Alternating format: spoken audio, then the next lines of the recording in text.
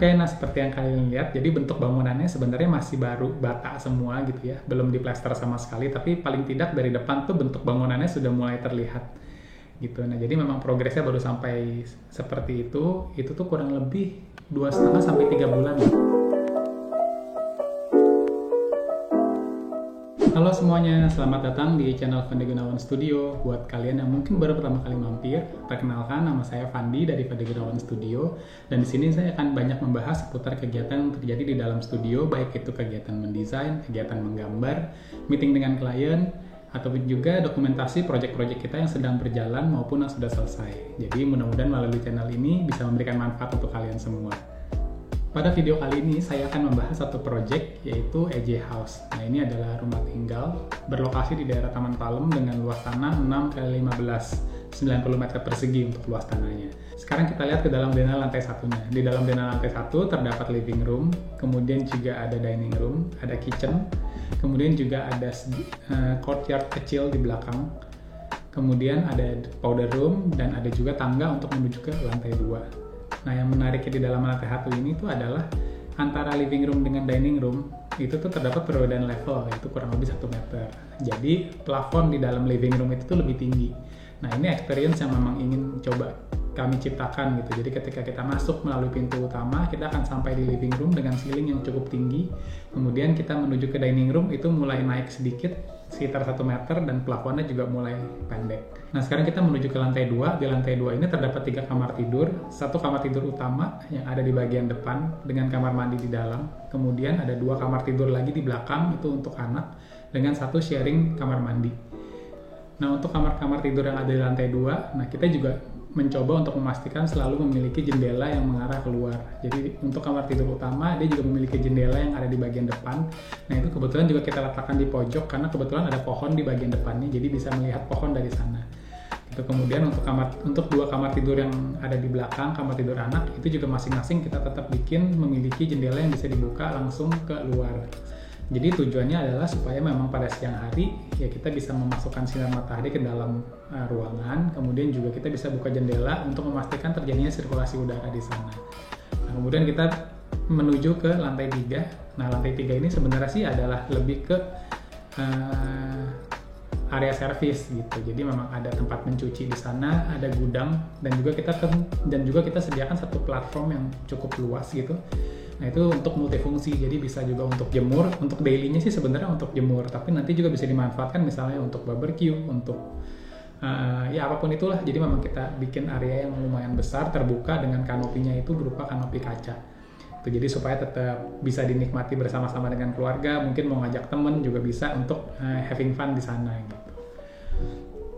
Nah untuk bagian tampak bangunannya, nah ini kalau kita lihat dari depan itu tuh seperti 2 buah segitiga yang saling bertumpuk, cuman posisinya memang dia agak digeser sedikit. Nah jadi sebenarnya tujuannya kenapa lantai 2-nya itu agak kita geser, nah tujuannya itu tuh supaya kita bisa masukin sinar ke area si living room di lantai 1-nya. Nah jadi kalau misalnya kalian lihat ke dalam lantai 1, nah itu tuh bagian sisi di living room, di bagian sisi tembok living room-nya itu tuh terdapat skylight di bagian atasnya. Nah itu bisa terjadi karena memang si lantai 2-nya itu tuh lantainya tidak kita tempelin ke ujung, kita geser sedikit bangunannya.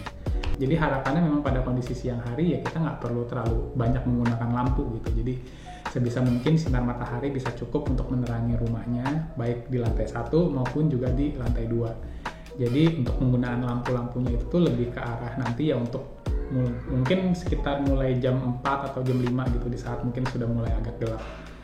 Jadi bisa lebih hemat listrik juga tentunya. Oke, nah itu mungkin sedikit penjelasan untuk desain dari si EJ House-nya. Nah sekarang tuh prosesnya itu tuh sudah dalam proses pembangunan. Nah ini sekarang kita ajak kalian untuk sama-sama melihat progres pembangunannya sudah sampai mana.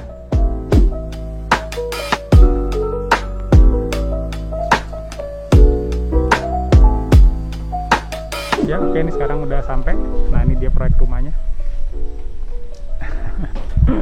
Oke, sekarang kita masuk ke dalam, kita mau lihat progres di lapangannya seperti apa. Nanti setelah itu baru kita pergi ke BSD. Ini lokasinya di Taman Palem. Jadi udah mau hampir tutup atap lah. Oke, kita lihat ke dalam ya. Ya, ini bagian tampak depannya. Jadi sudah mau tutup atap. Sekarang kita masuk ke dalam ya.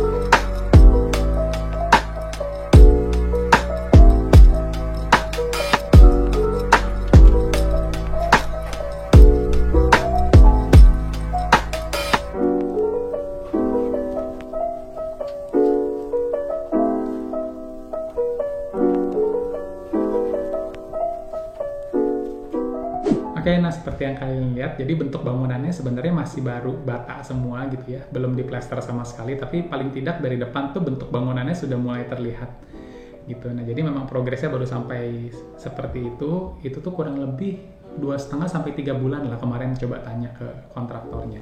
Jadi prosesnya baru berjalan 3 bulan dan ya oke lah, sudah mulai terlihat lah bentuk bangunannya kalau kita ngelihat dari depan. Gitu. Nah, di bagian dalamnya juga ruang-ruangnya sudah mulai kebentuk, cuman memang mostly masih susunan bata, belum diplester. Kemarin sih targetnya itu tuh mungkin masuk ke minggu depan sudah mulai diplester. Nah, gitu nanti akan coba terus kita update gitu kan. Nanti saya akan coba terus bikin videonya ketika kita visit ke sana, saya akan coba dokumentasikan dan akan terus kita update di dalam channel YouTube ini. Jadi semoga dengan video ini kalian bisa melihat dan kalian bisa tahu proses dalam sebuah proses pembangunan seperti apa dan bisa bermanfaat juga untuk kalian tentunya. Gitu ya. Jadi ya segitu dulu vlog untuk hari ini. Semoga bermanfaat untuk kalian semua. Terima kasih yang sudah menonton. Sampai jumpa di video berikutnya.